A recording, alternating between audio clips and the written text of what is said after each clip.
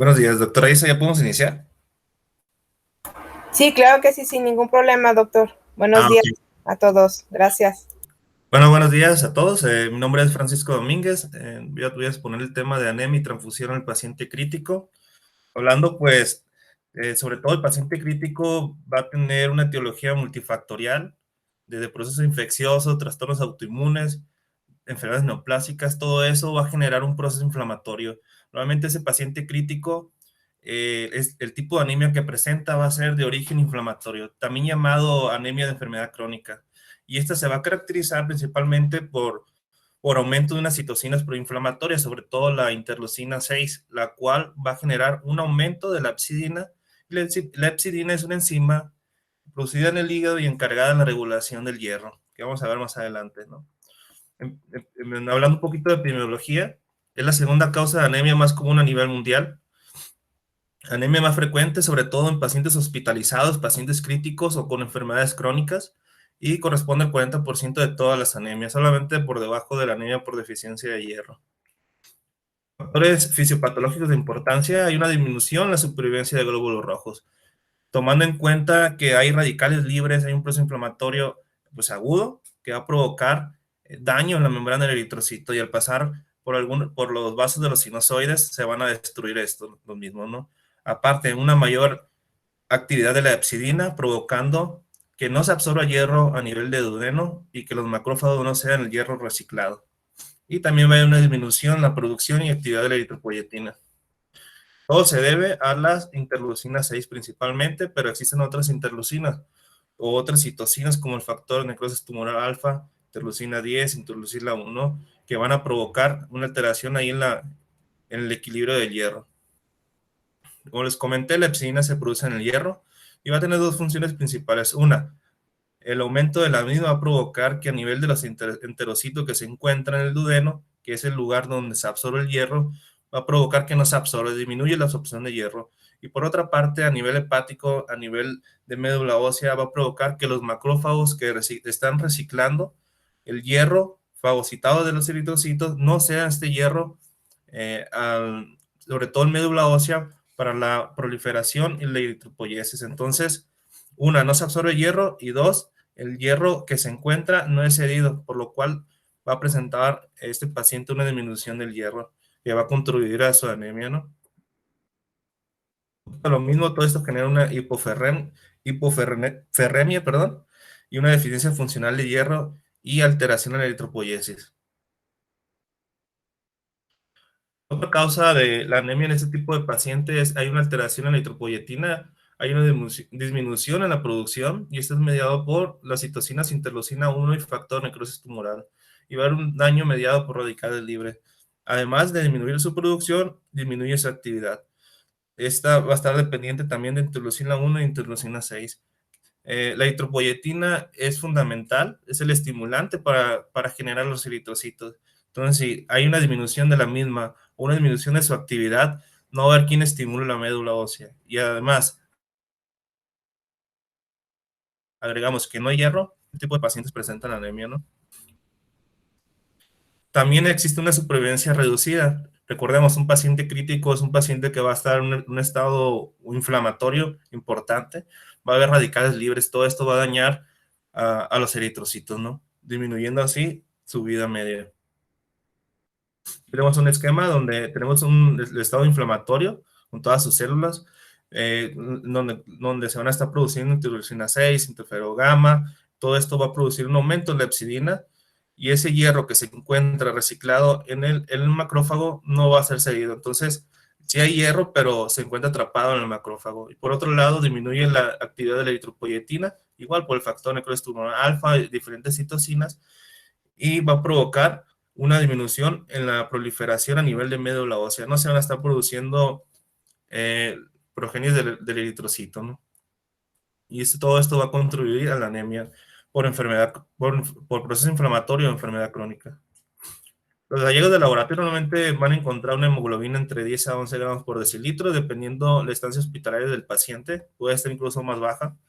Normalmente es normocítica, normocrómica, pero en algunos casos también, dependiendo también del déficit de hierro, va a ser microcítica o hipocrómica, ¿no? El ancho de distribución va a estar normal o levemente elevado y algo característico en comparación a la anemia por deficiencia de hierro, donde el ancho de distribución va a estar muy elevado. Nuevamente el hierro va a estar bajo, el hierro sérico va a estar bajo por ese secuestro de la hepcidina, la transferrina va a estar baja, la ferritina, como es un proceso inflamatorio, siempre va a estar aumentada, por eso pacientes con infección por SARS-CoV-2 vamos a encontrar ferritinas muy elevadas, ¿no? O cualquier proceso séptico, también la ferritina va a estar elevada, eso se debe a la inflamación. El tratamiento de este tipo de anemia siempre es la corrección del trastorno subyacente. ¿Qué está causando esa inflamación? Una enfermedad reumatológica, un proceso infeccioso séptico, incluidos virus, bacterias, o una neoplasia que está ocasionando ese proceso inflamatorio. Siempre descartar factores que puedan complicar al paciente. Indicación de transfusión. En los últimos años se han hecho múltiples estudios de cuál es la hemoglobina, bueno, mejor dicho, de cuándo se debe de transfundir a un paciente. Y por norma oficial mexicana y de manera internacional se considera solo los casos de emergencia donde el paciente tiene presencia de un síndrome anémico, o sea, tiene taquicardia, taquipnea, el paciente está diforético, tiene todo lo de un síndrome anémico o tiene una presencia de hemoglobina menor de 7 gramos por decilitro.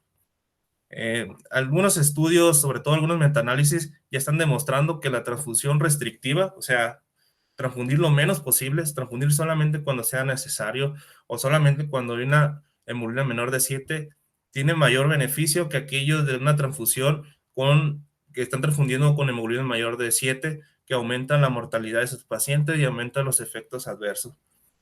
Entonces, prácticamente ya para todos, casi para todos, son pocas las indicaciones donde se va a transfundir por arriba de 7 y no están muy bien establecidas. Probablemente en los próximos años eso ya se considere como una regla general, solamente es transfundir si hay síndrome anémico o una hemoglobina menor de 7.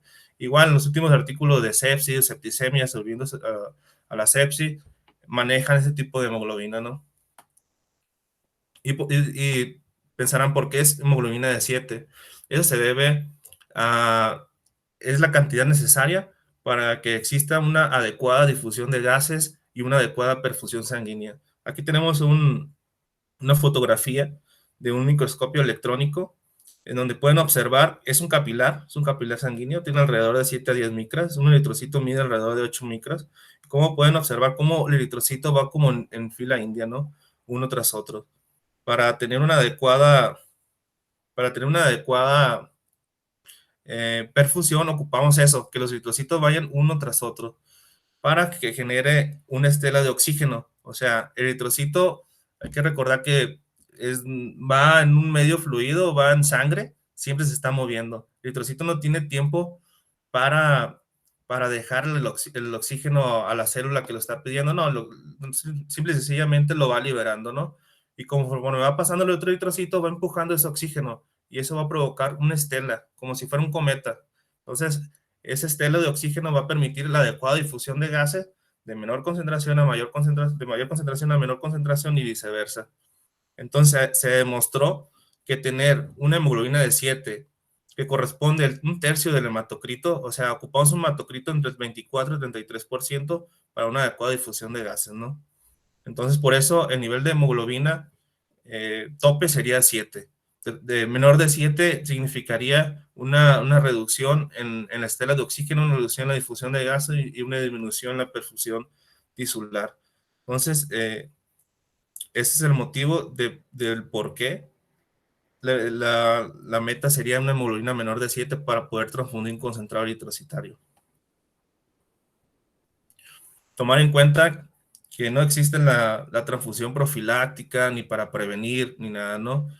Hay metas, sobre todo en pacientes renales, en pacientes quirúrgicos, que deben de llegar a una adecuada meta, pero realmente no es transfundir lo indicado, ¿no? Sería ver qué tipo de anemia tiene para tratar esa anemia, tratar la causa que la está ocasionando y así revertir, pero no el tratamiento no sería una transfusión, ¿no? ¿Cuándo vamos a transfundir concentrados plaquetarios?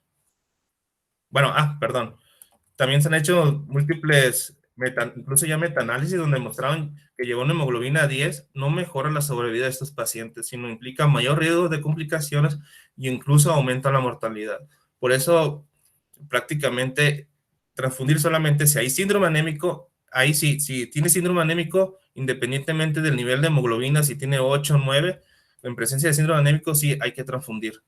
Pero si no tiene síndrome anémico, si el paciente está tranquilo, recostado en cama, paciente crítico, entonces la meta sería transfundir si el paciente tiene una hemoglobina menor de 7, ¿no?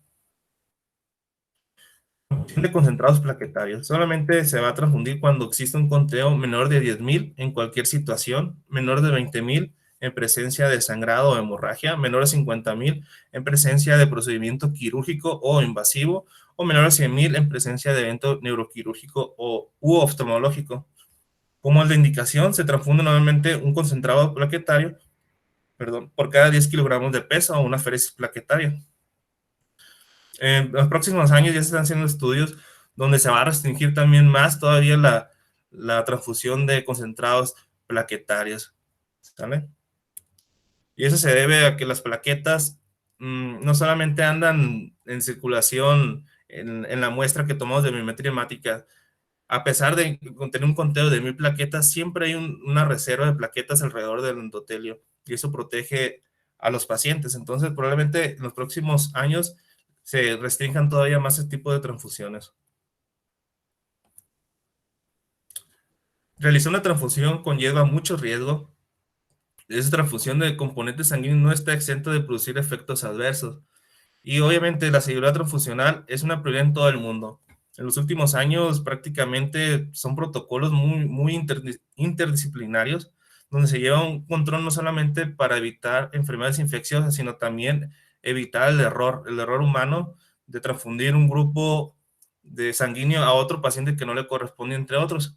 Sin embargo, pues sigue sucediendo. La definición es una respuesta normal que un paciente presenta o desarrolla durante la administración de un componente sanguíneo, ya sea un concentrado eritrocitario, plaquetario, crioprecipitado o plasma fresco congelado. Se va a clasificar esta reacción en dos, o este evento, mejor dicho, en inmediatas o tardías. Las inmediatas desde que inicia la transfusión hasta 24 horas y las retardadas o tardías después de las 24 horas de la transfusión. También la vamos a clasificar en inmunológicas y no inmunológicas. Entre las inmunológicas, la más temida, la de mayor efecto adverso tiene es la reacción hemolítica aguda y normalmente es provocada por algún error humano. Le transfundieron un grupo sanguíneo a un paciente que no le correspondía. También de las inmunológicas tenemos la reacción febrino-hemolítica, la reacción alérgica, el TRALI, que también tiene tanto un componente inmunológico como un componente no inmunológico, que sería la lesión pulmonar asociada a transfusión. Aloinmunización con destrucción plaquetaria inmediata, y de la no inmunológica, la más importante sería la sobrecarga circulatoria o también llamada TAC. Muy común sobre todo en pacientes críticos, aquellos pacientes críticos que tienen una gran cantidad de medicamentos, una gran cantidad de líquidos, y si no prevén que también el concentrado eritrocitario plaquetario va a dar volumen, terminan con sobrecarga y con edema agudo pulmonar. La contaminación bacteriana en estos días es muy rara, pero cuando sucede también complica mucho al paciente. Terminan en bacteremia y septicemia. Una hemólisis no inmune, ¿sabe? Las principales reacciones agudas que implican gravedad, la más importante es la reacción hemolítica aguda, la contaminación bacteriana, el TRALI, el TACO y la reacción alérgica grave como anafilaxia. Prácticamente las reacciones así, ya hablando de pacientes que fallecen, suceden en 1 en 250,000, incluso a 1 en 1,000,000 de transfusiones, 50% de las cuales se debe a una indicación de transfusión injustificada. Los que comento, la verdad, sobre todo los equipos quirúrgicos transfunden mucho sin tener alguna indicación, y eso, y en ocasiones esos pacientes son los que se terminan complicando por esas transfusiones no justificadas, ¿no? Por eso la indicación es síndrome anémico o tener una hemoglobina menor de 7 gramos por decilitro. Si no está justificado. Si tiene 8 y lo transfundiste y le pasó algo, esa no fue una mala indicación, pues, y pues conlleva a incluso hasta perder la cédula, ¿no? La mitad de las muertes son debidas a reacciones agudas por incompatibilidad de grupo a grupo. Son errores humanos prácticamente. Se llevó la muestra equivocada del paciente, no se rotuló bien la muestra, hubo un error de allá de los chicos del banco de sangre, o algo pasó que se le transfundió un concentrado eritrocitario que no le correspondía al paciente, ¿no? Las causas más frecuentes: identificación no correcta, identificación errónea de la muestra, equivocación de la toma de la muestra, error en la transcripción de datos, error técnico, confusión, distribución. Prácticamente el encargado de la indicación es el médico, pero gran parte también conlleva de responsabilidad el equipo de enfermería, ¿no? Enfermeros o enfermeras, porque principalmente son los que terminan haciendo casi todo el trabajo. Tomar la muestra, rotular la muestra, llevar la muestra a banco de sangre, ir por la sangre, transfundir, vigilar al paciente, ¿no? Entonces es importante también para ellos. Por norma oficial mexicana, para la disposición de la sangre siempre se debe identificar bien al paciente, se debe identificar el grupo sanguíneo y RH del paciente y la unidad del componente sanguíneo a transfundir. Se debe registrar la fecha de hora de inicio y término de transfusión, signos vitales antes, durante y después, y registro en el expediente clínico. Y número y firma de quién indica la transfusión y quién vigila también, ¿no? Ahora un poco de complicaciones agudas. Tenemos la reacción hemolítica aguda, que es el evento adverso más grave y normalmente es por algún error humano. Es una reacción transfuncional con destrucción de glóbulos rojos mediadas por anticuerpos. Se transfunde un grupo sanguíneo, ya sea del grupo ABO, a un paciente que tiene anticuerpo contra ese antígeno y va a provocar la hemólisis, ya sea por anticuerpos o mediada por complemento. La causa más importante, pues, es el grupo ABO, ¿no? Ocurre entre 1 en 6,000 y 1 en 20,000 unidades transfundidas, debido a errores de identificación en cualquiera de las fases de la cadena transfusional. Un ejemplo nada más. Supongamos que el paciente tiene un grupo sanguíneo O positivo. Entonces, este paciente va a tener anticuerpos contra los antígenos A y contra los antígenos B. Entonces, si hubo un error humano donde a este paciente del grupo O se le transfunde un grupo A o un grupo B, ya tiene esos anticuerpos. ¿Y qué va a pasar? Inmediatamente va a empezar la hemólisis, va a empezar la destrucción. Existen dos tipos de hemólisis: una intravascular, su nombre lo dice, va dentro de los vasos, ¿no? Este tipo de pacientes inicia con ansiedad, refieren sensación de muerte, dolor retroesternal, dolor en el sitio de la venopunción, empieza con fiebre, náuseas, vómito, también tienen dolor lumbar, dolor abdominal, se terminan chocando y en muchos casos con la muerte, ¿no? Por eso es importante: cualquier paciente que inicia con síntomas, con dolor de pecho, con dolor retroesternal, dolor abdominal, o algo que no les guste, sobre todo el equipo de enfermería que está en el primer contacto, que va a estar vigilando la transfusión, lo primero que tienen que hacer es suspender la transfusión, ¿no? Evitar que siga pasando ese concentrado eritrocitario. Es lo primero que se tiene que hacer. Mientras que en la hemólisis extravascular la hemólisis sucede sobre todo en vaso o en hígado. Normalmente cursan con ictericia, fiebre, incluso a veces pueden pasar inadvertida, ¿no? Y tomar en cuenta que en ocasiones no tiene nada que ver con el grupo ABO, sino que tiene un eritrocito, no nada más tiene grupo ABO o RH, sino que tienen una gran cantidad de antígenos: Duffy, Kidd, Diego, Kell, y sobre todo son pacientes que se han transfundido en múltiples ocasiones, lo que ocasiona ese tipo de hemólisis, ¿no? Mientras que el intravascular sí es el de grupo ABO sobre todo. Bueno, tenemos la reacción transfusional febril hemolítica. Esta afecta a 1 a 2% de los receptores. Es por liberación de citocina. Normalmente ese tipo de pacientes tienen fiebre, pero pues no deben de tener ni hipotensión, ni datos de choque, ni nada de eso, ¿no? Normalmente es una reacción frecuente, se les agrada al paciente porque tiene fiebre, pero no compromete la vida del paciente. Se le da un paracetamol o algún AINE y se le quita al paciente y ya no tiene ningún problema, ¿no? Es muy, muy común. La lesión pulmonar aguda relacionada a la transfusión, también llamada TRALI, esta sí es potencialmente mortal y se clasifica en dos tipos. Tipo 1 son pacientes que no tienen ningún riesgo de concominante para síndrome de dificultad respiratoria, simple y sencillamente O sea, el paciente tiene 6 de hemoglobina por un evento quirúrgico, se transfundió y presentó un TRALI. No tenía ni un riesgo, no era un paciente crítico, pero lo presentó. Mientras que el tipo 2 sí hay factores de riesgo para presentarlo. Tiene un síndrome de dificultad respiratoria aguda, ya sea porque el paciente tiene un choque séptico, esta infección, un COVID grave o entre otros. Entonces ya ahí hay un riesgo de presentar este tipo de lesión pulmonar. Se presenta aproximadamente uno en cada 5,000 componentes. Y sobre todo los pacientes críticos son los que tienen mayor riesgo, porque son los que ya tienen un proceso inflamatorio agudo importante. Bueno, factor de riesgo, que el donador sea mujer o tenga parentesco, sobre todo por la presencia de los antígenos, componente de alto volumen en plasma, ya sea concentrados plaquetario, aféresis, sangre total, entre otros, mayor volumen de anticuerpos de HLA clase 2, mayor volumen de anticuerpos antiantígenos de neutrófilos humanos. Prácticamente la patología son dos golpes, ¿no? Primero un secuestro y cebado de neutrófilos, el endotelio y liberación de citocina. Si el paciente crítico ya hay un proceso inflamatorio importante, cuando sucede esto va a haber todavía más liberación de citocina, va a haber activación de macrófago, todo esto va a provocar liberación de oxidasa, de proteasas, va a dañar el endotelio del capilar pulmonar y estos pacientes terminan con sería una dificultad respiratoria importante, terminan intubando.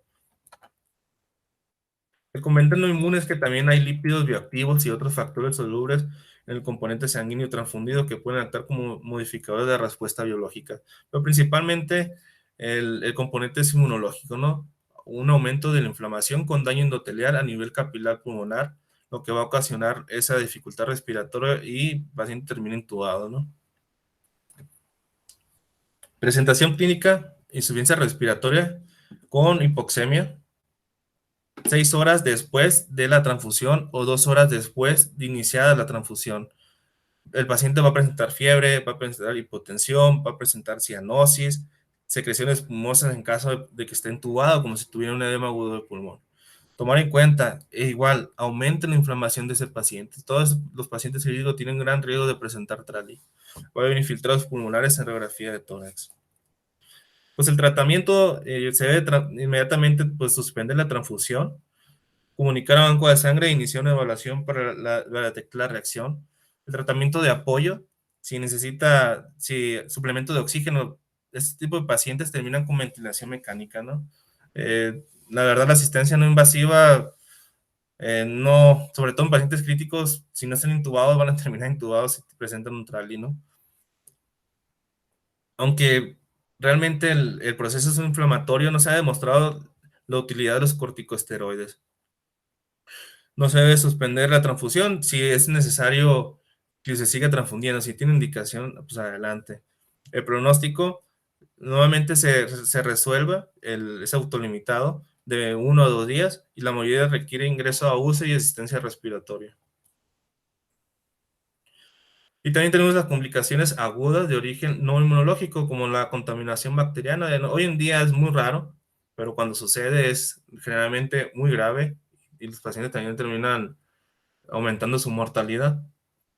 El porcentaje probable de contaminación, estamos hablando de 0.002 al 0.4% en gram negativos, 0.01 y al 1% en concentrados plaquetarios para gram positivos. Mayormente está provocado por la piel del donante, ¿no? Que hubo una transferencia ahí de bacterias. La clínica es fiebre alta, escalofríos, prácticamente bacteremia, ¿no? Ya cuando tiene hipotensión y shock, pues ya se convierte en septicemia o inmediatamente después de la transfusión. También puede suceder una hemólisis no inmune, ¿no? No mediada por anticuerpos. Esta hemólisis nuevamente es mecánica y está provocada por ciertas válvulas cardíacas o en cirugías cardiotorácicas donde utilizan circulación extracorpórea. Los eritrocitos terminan provocando, bueno, destruyéndose por ese roce que tienen con esos objetos que son ajenos pues, al organismo o al endotelio. Infusión de soluciones hipotónicas o medicación la vía de transfusión. Tomar en cuenta que las soluciones hipotónicas van a provocar un edema de eritrocitos y su destrucción, ¿no? O calentamiento de los eritrocitos también provoca la hemólisis. reacción hipotensiva, relacionada con la generación de citocina, generalmente bradesínina. Los pacientes suelen presentar hipotensión sistólica o diastólica o ambas, y se suele acompañar de síntomas y signos respiratorios como disnea o hipoxemia. Un tercio de los casos presentan manifestaciones alérgicas como urticaria y eritema facial. Nada más en este tipo de pacientes, pues igual suspender la transfusión, o si ya se transfundió, dar soporte nada más, y nuevamente también se autolimita. Y tenemos otro muy común, sobre todo en los pacientes críticos, que es la sobrecarga circulatoria asociada a transfusión, también llamado TACO. Es una reacción muy frecuente, como les comento, sobre todo en pacientes críticos. ¿Por qué? Un paciente crítico va a requerir grandes cantidades de líquidos isotónicos, va a requerir una gran cantidad de medicamentos. Todo esto genera volumen al paciente, y si no tomamos en cuenta que la transfusión también va a generar volumen, el paciente va a terminar con edema agudo pulmonar, va a terminar con una sobrecarga, ¿no? Factores de riesgo, obviamente, si el paciente pues no orina, pues una lesión renal te puede provocar una sobrecarga, una falla en la bomba, o sea, una disfunción cardíaca te va a provocar una sobrecarga. Siempre tener cuidado con ese tipo de pacientes. O pacientes críticos, donde, como les comento, tienen una gran cantidad de volumen. Incurre hasta el 1% de las transfusiones. Y yo creo que aumenta en los pacientes críticos. Vamos a sospechar paciente que tenga dificultad respiratoria o hipertensión durante o dentro de las 6 a 12 horas posterior a completar esta transfusión. Prácticamente son datos de sobrecarga y edema agudo de pulmón, aumento de la presión arterial, dificultad respiratoria, disnea, taquinea, el paciente va a estar taquicárdico tratando de compensar, y obviamente el balance de líquido va a estar positivo. Algo positivo del TACO es que el tratamiento con diuréticos, o sea, hacer orinar al paciente, con eso se corrige. Y nuevamente ocupan su oxígeno suplementario, pero no requieren que se intuben. Evitar la transfusión es necesaria y no transfundir demasiado rápido, eh, sobre todo para prevenir y evitar pues el TACO, ¿no? Eh, Tomar en cuenta, ese tipo de pacientes responden bien a los diuréticos, ¿no? Si es una sobrecarga, se está presentando como un edema agudo de pulmón, y con la furosemida responden muy bien. Pues estrategia para prevención de anemias en este tipo de pacientes siempre es tratar la causa de patología de base, tomar en cuenta que es un proceso inflamatorio. Al momento de tratar la causa de base y quitar ese proceso inflamatorio, va a mejorar pues, la sintomatología del paciente, y va a mejorar los niveles de hemoglobina. Y sí, también realizar los laboratorios pertinentes. Muchas veces de esos pacientes críticos están requiriendo grandes cantidades de laboratorio.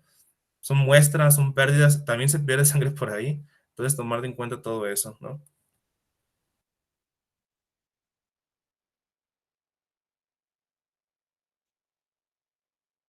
A ver, ¿qué es? Bueno, creo que me fui muy rápido, doctora.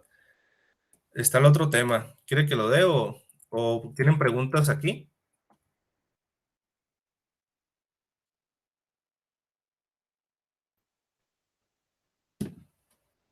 ¿Tienen alguna pregunta hasta aquí?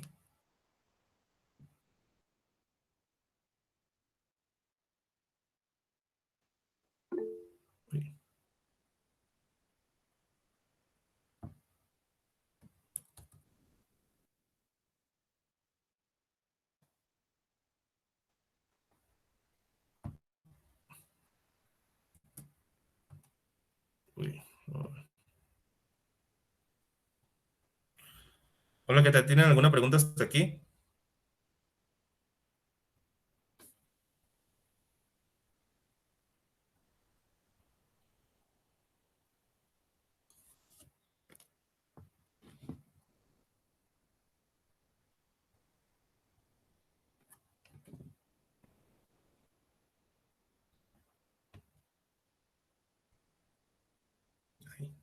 Que no había dado mensajes.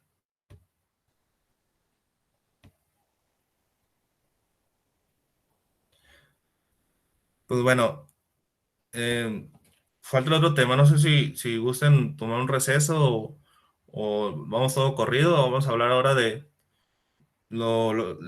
coagulación, o quieren algún receso.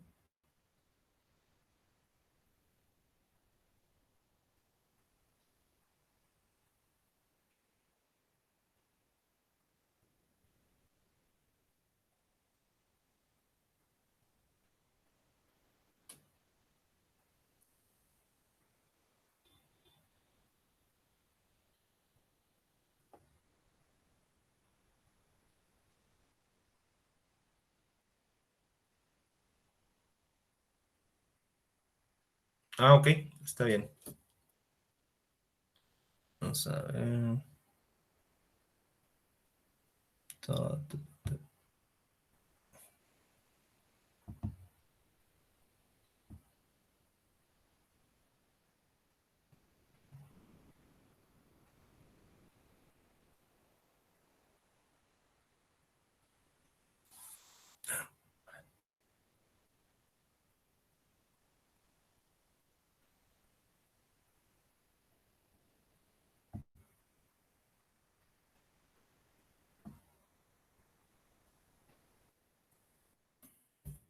Creo que hablé un poco rápido. Voy a tratar de hablar un poquito más lento.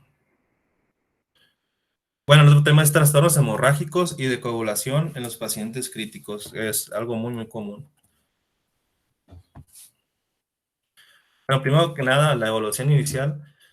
Prácticamente, pacientes críticos, sin mencionar que casi todos van a tener trastornos hematológicos. ¿Por qué? Bueno, el por qué es, va a haber consumo, va a haber destrucción de manera periférica de plaquetas, va a haber consumo de factores de coagulación, entre otros que vamos a ver más adelante.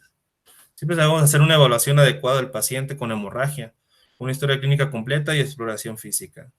Una adecuada valoración e interpretación de la biometría hemática y tiempos de coagulación. Uno de los principales trastornos hematológicos es la trombocitopenia y las coagulopatías, sobre todo dependientes de vitamina K, como son el factor 2, 7, 9 y 10. Sobre todo nos vamos a enfocar en coagulopatía inducida por sepsis y coagulación intravascular diseminada. En 2001, el grupo ISTH definió al CID o coagulación intravascular diseminada como un síndrome adquirido que se caracteriza por la activación intravascular de la coagulación con pérdida localizada derivada de diferentes causas que pueden originarse. Hay diferentes causas que te pueden causar así. Un proceso neoplásico, un proceso infeccioso, un paciente politraumatizado, todo eso te genera la activación de la hemostasia primaria y secundaria. Y es lo suficientemente grave que puede producir una disfunción orgánica. Prácticamente es coagulación, son trombos intravascular, obviamente dentro de los vasos, pero por todos lados. Y esos trombos van a causar isquemia en diferentes órganos, corazón, hepático, riñón, médula ósea, por eso se llama coagulación intravascular diseminada. Y es un predictor independiente de mortalidad. Cuando se presenta, la mortalidad es muy, muy alta, ¿no? La coagulopatía por sepsis, esto se presenta sobre todo por procesos infecciosos entre virus, bacterias o cualquier patógeno extraño, ¿no? Y todo esto se debe a un proceso inflamatorio sistémico que va a provocar un daño o una disfunción endotelial. Tomar en cuenta que la infección por virus de SARS-CoV-2 también produce una disfunción endotelial. El endotelio prácticamente es un órgano muy, muy importante que mantiene a la sangre en un estado líquido. Gracias al endotelio, no nos estamos trombosando.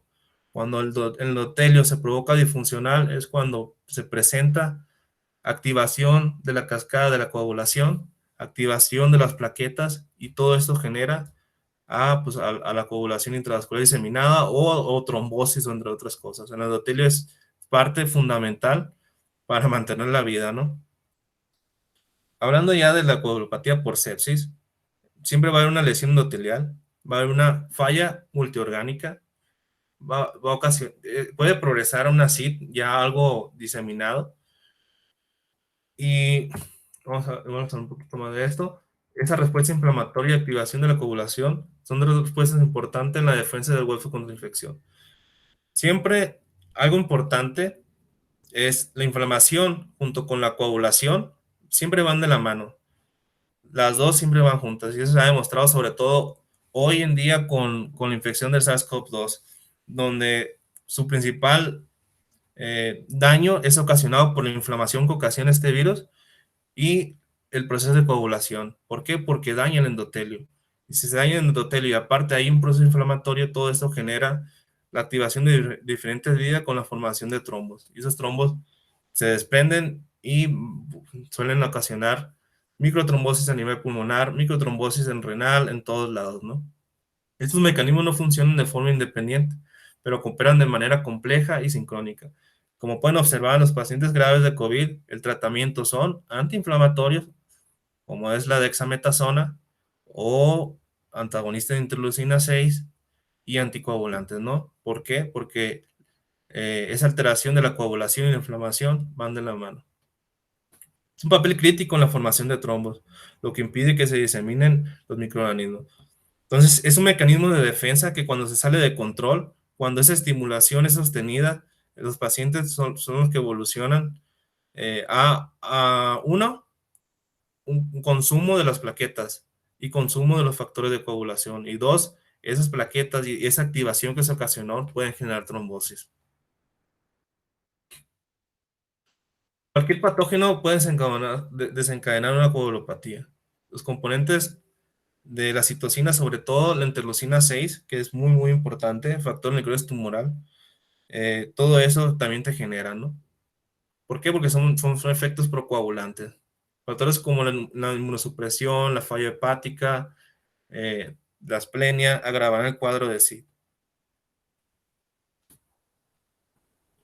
Los leucocitos forman un papel importante en esa coagulopatía.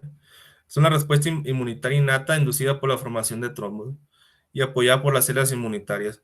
Siempre que se encuentra un patógeno, inmediatamente se activa el sistema inmunológico, la respuesta innata. Se liberan una gran cantidad de citocinas, pero también se activan los macrófagos. Todo esto desencadena una respuesta contra ese patógeno. Pero cuando esa inmunotrombosis persiste, va a evolucionar una coagulopatía. Y esa coagulopatía va a evolucionar a falla multiorgánica y a la muerte del paciente. Bueno, aquí tenemos un esquema. Tenemos el monocito, que es uno de los principales que inician la defensa contra el huésped. Esos monocitos tienen una gran cantidad de receptores, entre ellos los PAM, que son patrones moleculares asociados a patógenos. Reconocen que existe, que llegó una bacteria, un virus o lo que sea, un patógeno en general, va a provocar aumento, de las interleucinas, sobre todo las 6, factor de necrosis tumoral, activación de los neutrófilos. Los neutrófilos se dirigen al sitio donde está esa bacteria y al momento de atacarla va a liberar su contenido intracitoplasmático y va a generar todavía un proceso mayor de inflamación, va a generar que se activen las plaquetas, que se activen los factores de coagulación, ¿no? Plaquetas, ¿por qué hay trombocitopenia en este tipo de pacientes? Por dos motivos. Uno, agotamiento plaquetario. Se están activando constantemente las plaquetas en diferentes lugares eh, y eso va a ocasionar un consumo. Pero en caso de la coagulación intravascular diseminada, hay microtrombos o hay una coagulopatía en todos lados, no solamente eh, a nivel hepático o pulmonar, no, en todos lados, y la médula ósea también sale afectada. Empieza a dar datos de isquemia a nivel de médula ósea, entonces hay una disminución en la producción y hay un aumento en la destrucción o pérdida de la misma, no por consumo. También tomar en cuenta que son plaquetas activadas por el factor de von Willebrand y Adams Trenzer, ¿no? Esos pacientes van a cursar con trombocitopenia. Todo eso se debe a efectos de toxinas y mediadores inflamatorios.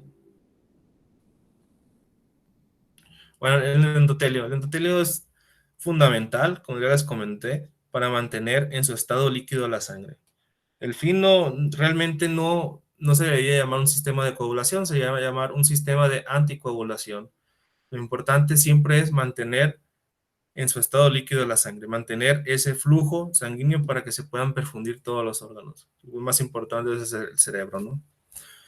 Cuando existe una disfunción endotelial o un daño endotelial por pérdida del endotelio, es cuando se activa toda la cascada de la coagulación. Se activa la hemostasia primaria, la hemostasia secundaria, se activan las plaquetas y eso genera que se forme el tapón plaquetario, que se forme ya el trombo, ¿no?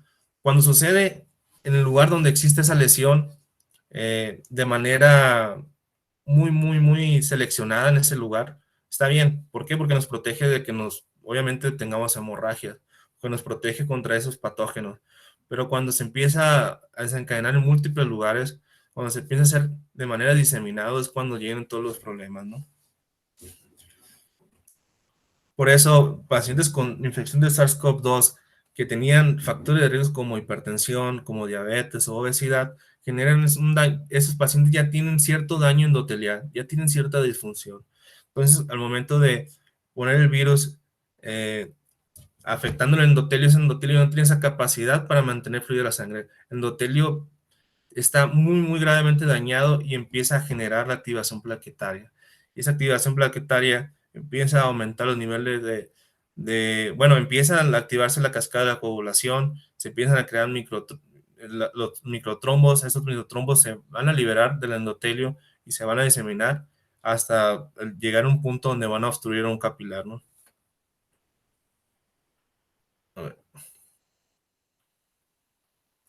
Bueno, los principales objetivos de los mediadores inflamatorios, los neutrófilos activados y las plaquetas de otras células, todo es en base a tratar de frenar ese proceso infeccioso o frenar la salida de sangre. La barrera de superficie endotelial se ve casi uniformemente deteriorada con el choque séptico. Prácticamente si hay choque séptico, todas las células del organismo empiezan a tener un cierto daño, incluido el endotelio, que el endotelio se encuentra en todas las células. Para que una célula esté viva, ocupa tener endotelio para que le llegue adecuado flujo sanguíneo, ¿no? Entonces, si ya hay un daño endotelial, la probabilidad de complicaciones es muy alta y de mortalidad también. Sobre todo porque se activa el sistema de coagulación, se activa la hemostasia primaria y secundaria. ¿Qué pasa? Si el endotelio se daña, ya no va a tener ese efecto anticoagulante, se pierde lo anticoagulante y empieza a predominar los efectos protrombóticos. Hay pérdida del glucocálix, el cual es como unos vellitos que se encuentran en el endotelio que median el flujo sanguíneo, cizallamiento del flujo. Hay un aumento del factor de von Willebrand. Los pacientes con infección de SARS-CoV-2 ya se demostró que aumenta, se multiplica de manera muy, muy importante, hasta por 10 veces de valores normales. Y algo que tiene factor de von Willebrand es que está activando constantemente a las plaquetas. Si se activan las plaquetas, se inicia toda la cascada de coagulación. Por este tipo de pacientes terminan con trombosis. Hay disminución de liberación de óxido nítrico y de prostacyclina. Lo importante el óxido nítrico, además de tener una acción de vasodilatación, de abrir el vaso, tiene un efecto anticoagulante. Entonces, se daña el endotelio, se empieza a dañar los mecanismos por los cuales se mantiene líquida la sangre y predominan los protrombóticos. Y una regulación de la expresión del factor tisular. El factor tisular es uno de los principales que inician, que inician la coagulación, ¿no? Entonces, cuando el endotelio se daña, inmediatamente se libera factor tisular. Llega el factor séptimo y se inicia ya toda la cascada de la coagulación, llegando ya al fin de la producción de trombina, para que esa trombina transforme el fibrinógeno en fibrina y así sea el tapón, ¿no? Pero es importante saber que uno de los mecanismos de coagulopatía asociada a sepsis o coagulación intravascular diseminada es por el factor tisular, porque se está liberando constantemente.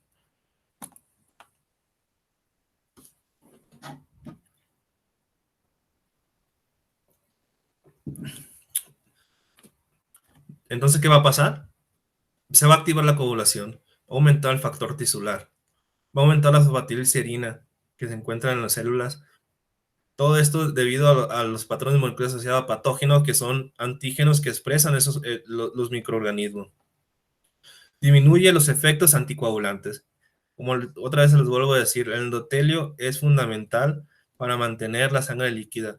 Tiene un efecto anticoagulante. Y cuando el endotelio se pierde, cuando el endotelio tiene una disfunción, va a generar o ya no va a tener esos efectos anticoagulantes y va a predominar los procoagulantes o protrombóticos. Y todo esto va a provocar un aumento de la trombina. Si se activa la coagulación, el fin de todo es un aumento de trombina. Una disminución de la transferencia, porque es el que termina cortando los multímeros del factor de von Willebrand. Y que le digo, daño endotelial, disminuye el óxido nítrico. Importante el óxido nítrico para mantener la sangre en su estado líquido, mantener anticoagulado al paciente. De forma natural, obviamente. Disminución de las prostaglandinas, disminución del glicocáliz, hay una adhesión de moléculas. ¿Por qué? Porque se perdió el endotelio. Aunque la coagulopatía inducida por sepsis sí puede terminar en una coagulación intravascular diseminada. Entonces es un proceso patológico secundario a la activación y estimulación excesiva del estado de coagulación. Llega un punto donde el endotelio está tan dañado que hay un gran efecto procoagulante y cuando se da de manera persistente, invariablemente va a terminar en coagulación intravascular diseminada. Es una microangiopatía trombótica con depósito de fibrina en la microcirculación y fibrinolisis secundaria. Prácticamente hay un consumo, una coagulopatía de consumo. Los factores de coagulación y las plaquetas no son de manera indefinida. Como ya comentamos, llega un punto donde se van a consumir de tan fuerte que es el efecto protrombótico y ese tipo de pacientes terminan haciendo trombosis, isquemia en diferentes órganos, pero también terminan haciendo hemorragias. ¿Por qué? Porque se consumen todos sus factores.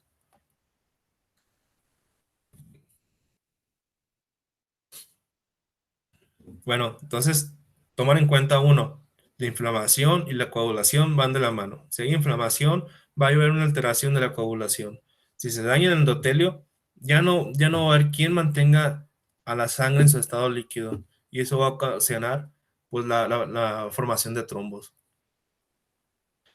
El factor tisular sí es uno de los principales indicadores, sobre todo que las células neoplásicas, uno, en la coagulación intravascular diseminada existen diferentes etiologías, entre ellas están los pacientes sépticos, los pacientes con neoplasias, ya sean hematológicas o de tumores sólidos, sobre todo los tumores sólidos van a expresar una gran cantidad de factor tisular, y ese factor tisular va a provocar que esos pacientes entren en coagulación intravascular diseminada, ¿sale?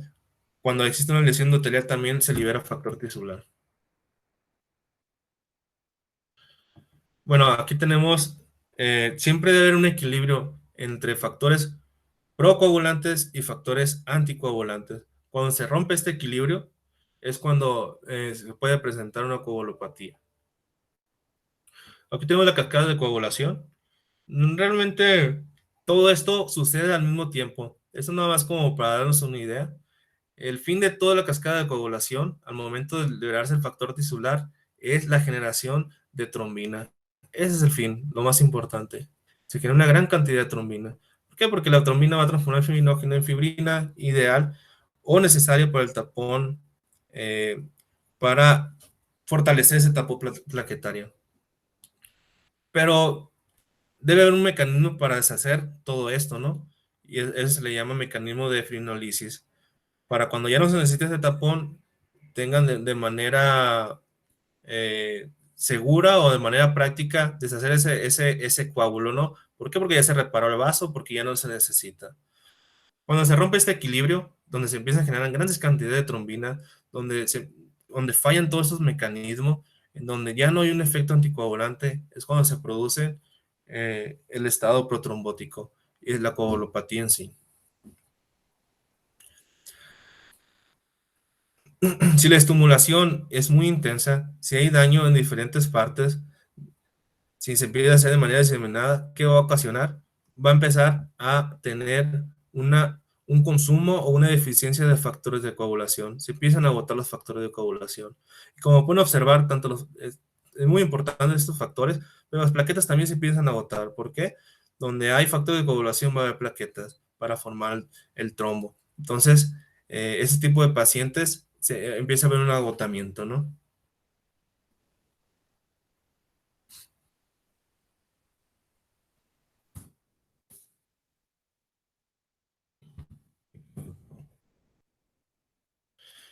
Causas de coagulopatía, traumatismo, pacientes politraumatizados. Como le digo, cuando hay una lesión endotelial, se va a liberar factor tisular. Y ese factor tisular, si hay una gran lesión, diferentes vasos sanguíneos, va a ocasionar una coagulopatía. Sobre todo, estos tipos de pacientes terminan con coagulopatía intravascular diseminada. Neoplasias. Hay expresión igual del factor tisular por células tumorales que han implicado en este síndrome. Normalmente este tipo de coagulopatías ya de manera crónica hay una coagulopatía intravascular diseminada, tanto aguda como crónica. Este paciente predomina más la crónica y terminan en trombosis este tipo de paciente. Hay una situación especial, se llama leucemia promielocítica, donde este tipo de paciente está en un estado severamente procoagulante, ¿no? También pacientes obstétricas, sobre todo en pacientes con embolia de líquido amniótico, placenta previa, abrupto placentae, feto muerto retenido, que obviamente va a ocasionar un estado inflamatorio porque ese paciente va a terminar séptica. Se relaciona con coagulación intravascular diseminada en más del 50%. Todo eso se debe, ya pueden observar, el factor tisular. El factor tisular es muy importante en este tipo de patologías.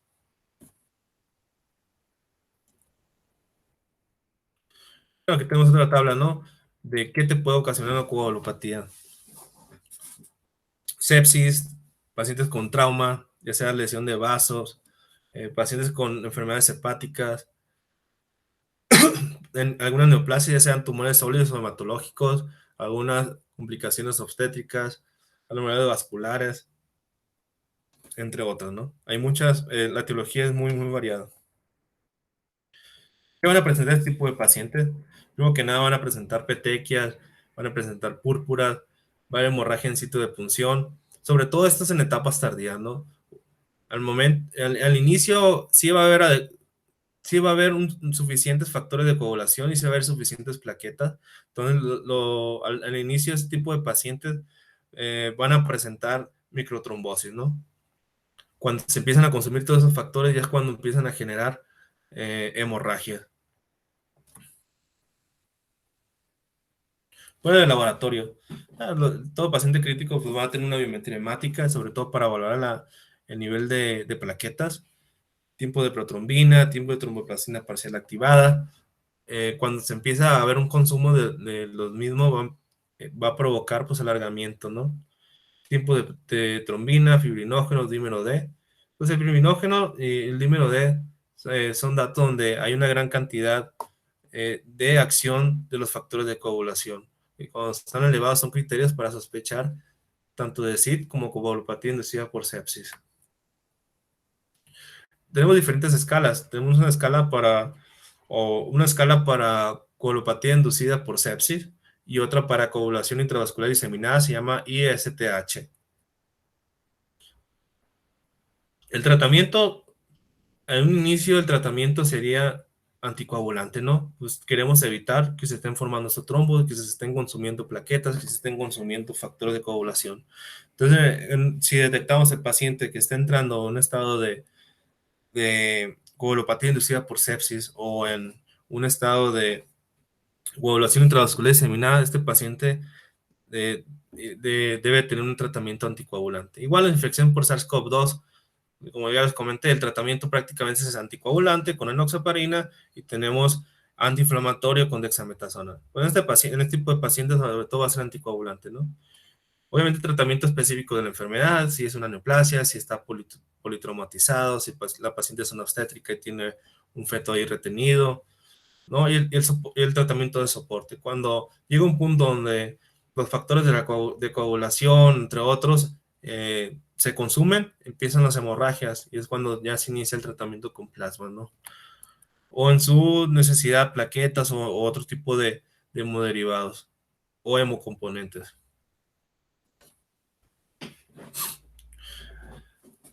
Ahora vamos a hablar un poquito de las plaquetas.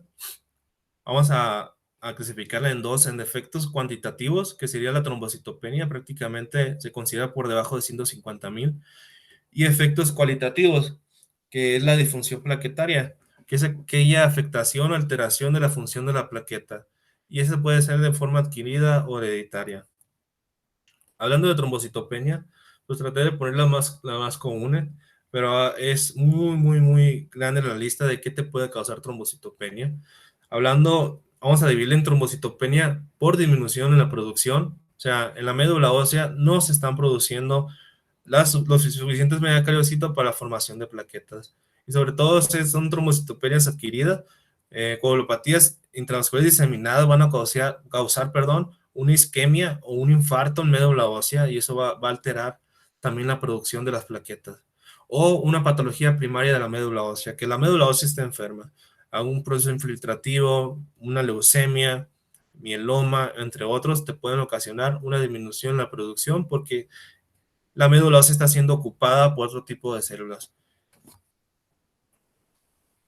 Algo que yo creo que vamos a observar con mayor frecuencia, sobre todo otro tipo de especialidades, médicos generales o enfermeras, es por destrucción o consumo aumentado de plaquetas. Aquí entran tras múltiples patologías y muy comunes, como son mecanismos inmunológicos, lupus eritematoso sistémico, va a provocar un aumento de la destrucción o consumo de plaquetas, la trombocitopenia inmune primaria, que está mediada por anticuerpos, la púrpura trombocitopénica trombótica, también hay una destrucción y un aumento del consumo, y la trombocitopenia inducida por heparina, que hoy en día sí ha disminuido porque ya no se usa tanto la heparina fraccionada, sino la heparina de bajo peso molecular, pero a nivel hospitalario sí sigue habiendo pacientes con trombocitopenia inducida por heparina. Hay otras causas, trombocitopenia por secuestro. Aquellos pacientes que tengan un vaso aumentado de tamaño, ya sea esplenomegalia o hiperesplenismo incluso, va a ocasionar que las plaquetas se acumulen en ese lugar, en el vaso, y va a ocasionar pues una trombocitopenia.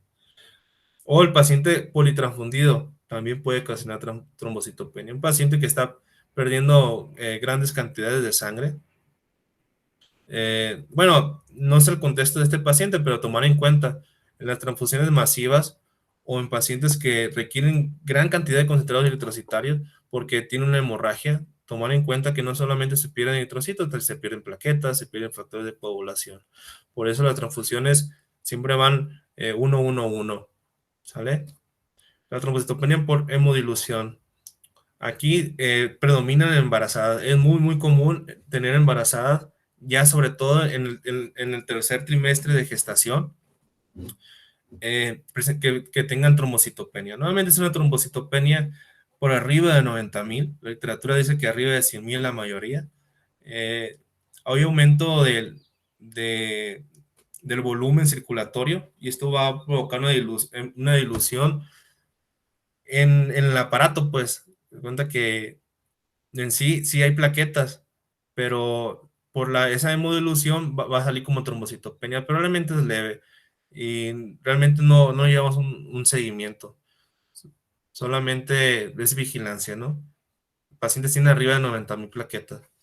Y la trombocitopenia por transfusión masiva de líquido. Igual, si estás metiendo mucho líquido, vas a diluir tanto el hematocrito como el nivel de plaquetas, y eso te puede ocasionar pues, una trombocitopenia, que tampoco no representa ningún riesgo ni peligro para los pacientes, ¿no? No van a sangrar por eso. Siempre en el abordaje de una trombocitopenia debemos hacer un extendido de sangre periférica porque existe la pseudotrombocitopenia. El paciente tiene un conteo adecuado de plaquetas, pero in vitro esas plaquetas se antiagregan, provocando una falsa o conteo de plaquetas, ¿no? Se hacen cúmulos por el anticoagulante EDTA. Siempre hay que descartar que no tenga una pseudotrombocitopenia.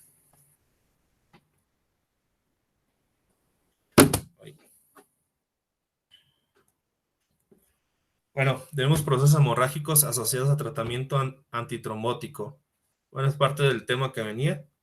Siempre hay que dividir el tratamiento antitrombótico en tratamiento anticoagulante, el cual se va a dividir en antagonista de vitamina K, se va a dividir en los nuevos anticoagulantes orales y se va a dividir en pues, la heparina, ¿no? Ya sea la fraccionada o no fraccionada. También vamos a dividir los en antiagregantes plaquetarios, ya sea la aspirina, el clopidogrel, entre otros. Y el tratamiento antifibrinolítico, que lo vamos a dividir con alteplasa o entre otros, ¿no? Los anticoagulantes, pues, se dividen principalmente en dos grandes grupos, que son los antagonistas de vitamina K y los nuevos anticoagulantes orales. Los antagonistas de vitamina K, los dependientes de vitamina K, mejor dicho, es el 2, 7, 9 y 10. Todo eso es el efecto anticoagulante, ¿no? Y los nuevos anticoagulantes orales, pues tenemos el apixaban, rivaroxaban, que van contra el 10X, y el dabigatran, que va contra el factor 2 de la coagulación. Y también tenemos, no se me fue ponerlo, pero la enoxaparina, las heparinas no fraccionadas, que son agonistas de la antitrombina. que vamos a tener. Obviamente, como es un tratamiento anticoagulante, el riesgo pues son las hemorragias, ¿no? Principalmente puede haber epistaxis, puede haber gingivorragia, puede haber hemoptisis, hemartrosis, que son muy raros, hematuria, rectorragia, puede haber melena, sobre todo en ancianos, y en combinación con otros antitrombóticos como antiagregantes plaquetarios, entre otros, ¿no? Yo creo que debemos de tener más miedo a una trombosis que a una hemorragia, ¿no? Porque el fin del endotelio, del sistema de coagulación es mantener líquida la sangre, ¿no? Pero sí nos llama más la atención o nos alarma más cuando hay una hemorragia, siendo que es fácil de revertir, solamente se suspende el medicamento o se ponen algunos componentes, hemocomponentes o hemoderivados y se soluciona, mientras que la trombosis termina matando mucho a los pacientes. De hecho, de 7 a 8 de cada 10 personas van a terminar falleciendo por un evento trombótico. Entonces yo creo que aquí tenerle más miedo a la trombosis que a la hemorragia. Tenemos los antiagregantes plaquetarios como la aspirina, el clopidogrel. Todo esto va a afectar la agregación, como su nombre lo dice, ¿no? Antiagregantes plaquetarios. Afectan la agregación plaquetaria. Si afectan la funcionalidad de la plaqueta, pues va a provocar una disfunción plaquetaria. De su efecto puede haber una reacción eléctrica, alérgica o incluso una hemorragia gastrointestinal. Tomar en cuenta pues que no nada más la aspirina tiene un efecto antiagregante plaquetario, sino también inhibe las prostaglandinas que van a provocar que a nivel del estómago no recubra adecuadamente una capa de moco que recubre el estómago para protegerlo, y eso, sobre todo en ancianos, es muy común tener hemorragia gastrointestinal, y es un poquito de lo más temido, ¿no? Pero pues, cuando está indicado, pues adelante. Y obviamente aumenta el riesgo de hemorragia en caso de traumatismo. Sí, es común, los pacientes tienen un traumatismo craneoencefálico y terminan con sangrado a ese nivel, ¿no? O tengan una herida, pues aumenta el riesgo de sangrado. Hablando un poquito de disfunción plaquetaria, tenemos las adquiridas y las hereditarias. Como parte de las adquiridas, tenemos como los fármacos, son los principales que van a causar una disfunción plaquetaria, los AINES, como es la aspirina o cualquier tipo de AINE te puede causar una disfunción plaquetaria, y el clopidogrel, ¿sale?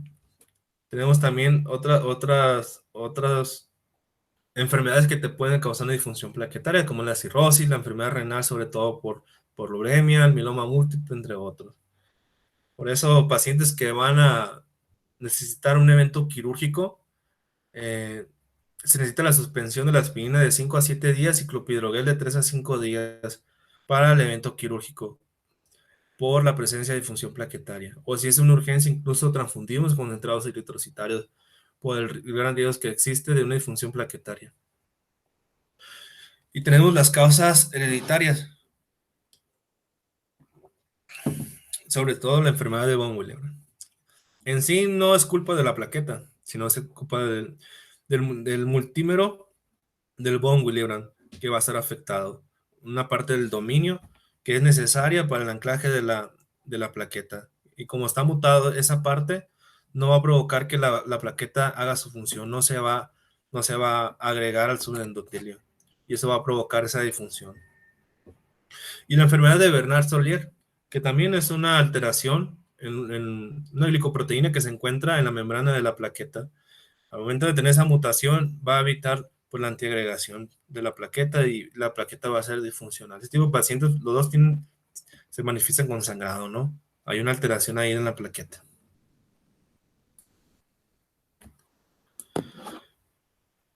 Bueno, también tenemos el uso del factor 7 activado. Realmente el uso del factor 7 se reserva solamente uno, el paciente de tener hemorragia.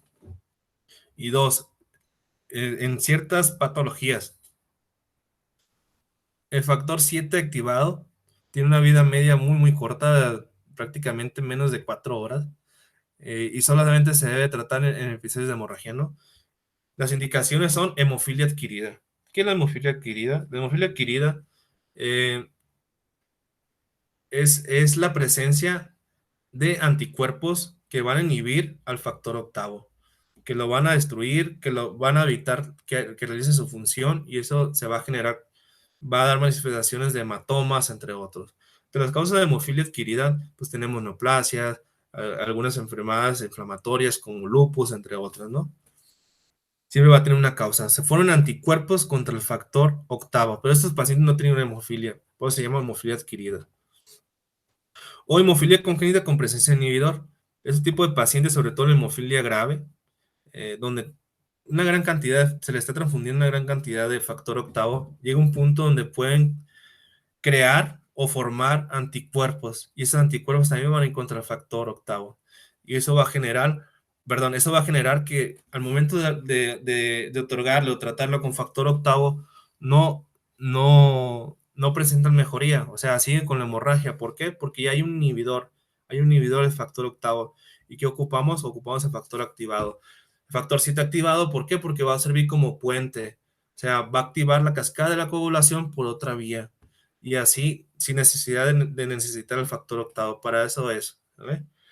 Y obviamente la deficiencia congénita del factor séptimo, que también sería otra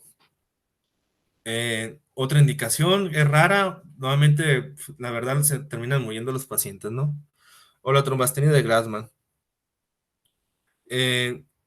Pero realmente las indicaciones son muy, muy, muy específicas, ¿no? Pacientes con hemorragia que tengan cualquiera de esas patologías: hemofilia adquirida, hemofilia congénita con presencia de inhibidor, deficiencia de factor séptimo. En esta dos sí lo usamos frecuentemente, sobre todo en la hemofilia adquirida, como puente.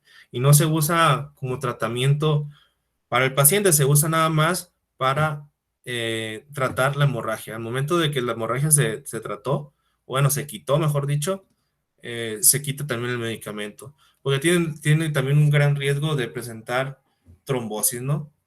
Es el riesgo que tiene. Siempre hay que vigilar signos y síntomas, en especial en ancianos y pacientes con comorbilidades, porque existe un gran riesgo de trombosis, ¿sale?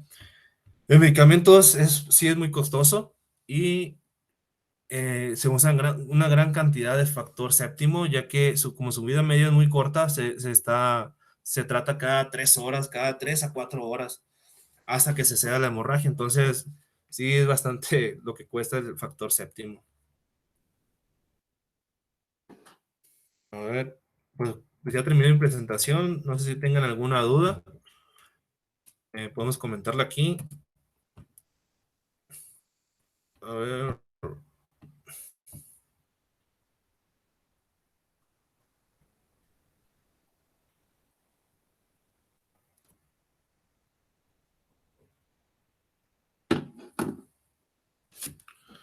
¿Tienen alguna duda? ¿O pregunta o comentario? Yo, doctor, buenos días. Buenos días. Disculpe, en cuanto a la aplicación de aféresis plaquetaria, recuerdo que era una por cada 10 kilogramos de peso, ¿cierto? Serían concentrados. Una féresis plaquetaria corresponde entre 40 a 50 mil plaquetas. Una féresis lo dona un paciente en específico. Los concentrados son varios pacientes.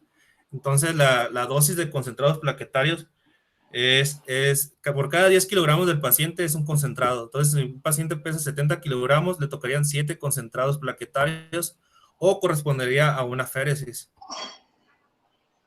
Perfecto. Muchísimas gracias. Era mi duda. Sí, es la diferencia. Una féresis normalmente ya va dirigida, lo dona un solo paciente, y es una bolsa grande, corresponde entre 40 a 50 mil plaquetas. Y un concentrado, los concentrados al momento de la transfusión sanguínea se dividen en concentrados eritrocitarios, concentrados plaquetarios, plasma fresco. Hay una división de los componentes sanguíneos. Entonces, un concentrado plaquetario tiene entre 5,000 y 8,000 plaquetas. Por eso corresponde, por cada 10 kilogramos de peso, sería un concentrado pero plaquetario, o una féresis plaquetaria, que ya correspondería entre 5 a 6 concentrados plaquetarios, pues.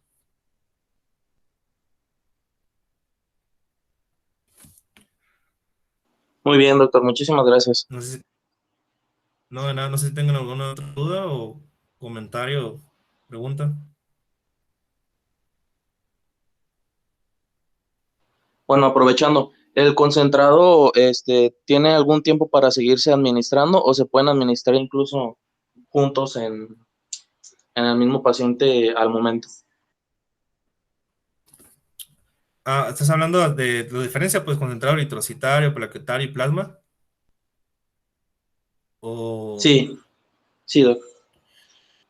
Ok, pues depende cuántas vías tengan, ¿no? Porque la sangre va, sobre todo una vía periférica, va sola.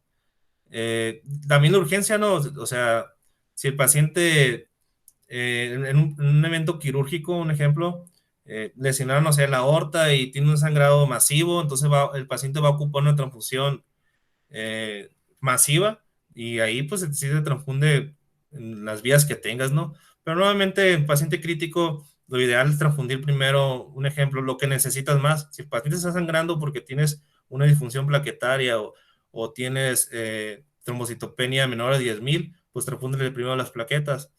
Si el paciente pues, está con síndrome anémico, pues hay que transfundir primero los concentrados eritrocitarios. Ya dependería mucho del contexto del paciente. No es tan necesario transfundir todo al mismo tiempo porque corremos el riesgo, uno, de los eventos adversos transfusionales como una sobrecarga circulatoria que viene siendo el taco o incluso el trali, aumentamos el riesgo, ¿no? Siempre es preferible transfundir lo que más necesitas primero. ¿Por qué? Porque contienen volumen y ese volumen pues puede complicar todavía al paciente, ¿no? Perfecto, doctor, muchas gracias. No, no.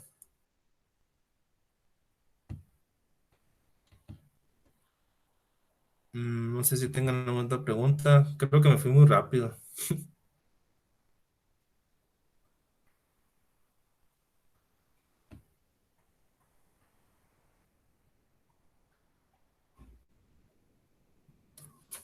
Entonces, ¿qué hacemos?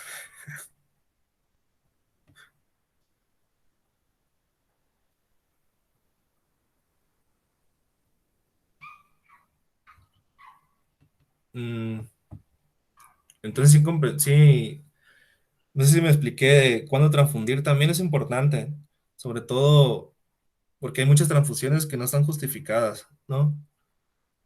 La indicación de transfusión hoy en día es con presencia de síndrome anémico o que tenga una hemoglobina menor de 7, sobre todo con esa hemoglobina arriba de 7 no es necesario transfundir.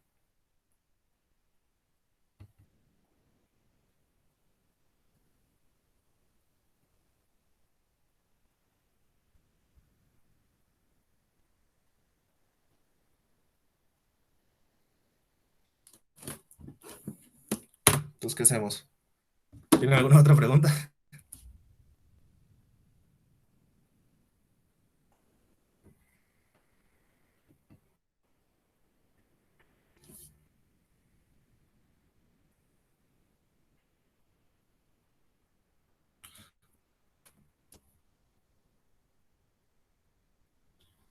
No, pues entonces, pues ya voy a cerrar la de esta, ¿no? Ah, cualquier cosa también pueden mandar un WhatsApp o algo, ¿sale?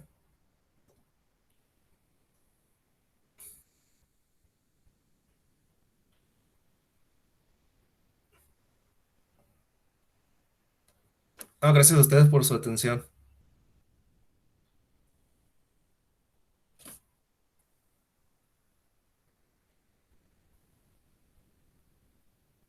Ah, nos vemos.